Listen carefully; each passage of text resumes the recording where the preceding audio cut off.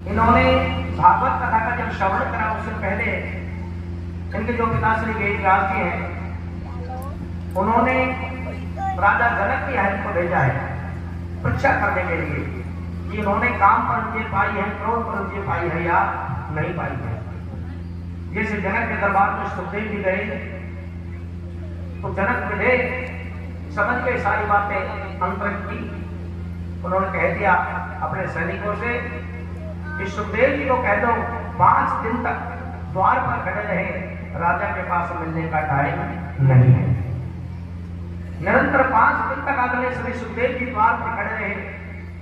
जब वो समय हो गया, व्यतीत हो गया, तो राजा जनक ने कहा जाओ, अगर सुखदेव के चेहरे पर जरा सी भी क्रोध की भावना, क्रोध की झलक, क्रोध की नानी नजर आए तो कह देना 5 दिन और आप द्वार पर खड़े रहे। लेकिन शास्त्र कहता है महापुरुषों, सुखदेव जी जैसे थे वैसे के वैसे खड़े रहे, यानी उनके अंतःकरण में किसी प्रकार की कोई क्रोध वासना नहीं आई।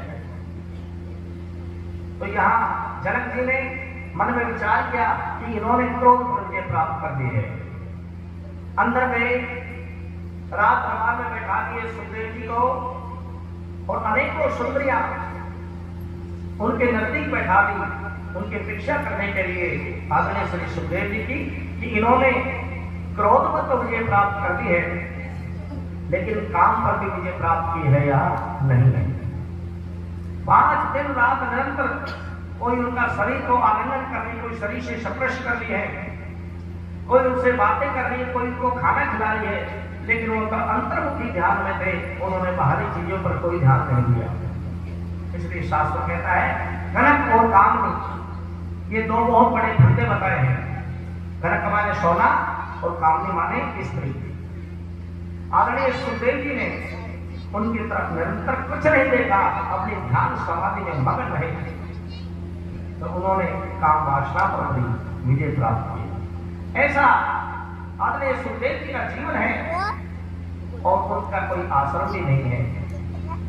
उनके पास पानी पीने के लिए कमंडल है, केवल 4 कुंडल की लंगोटी है, केले के छिलके का वक्त उन्होंने पहन रखा है और द्वार पर जाते हैं भिक्षा मांगने के लिए तो केवल 5 मिनट ही रहते हैं। जितने हम गाय को धोते हैं, गाय का दूध निकालने में 5 से 6 मिनट का समय लगता है। तो आदरणीय सुखदेव जी केवल 5 घरों से भिक्षा प्राप्त करते हैं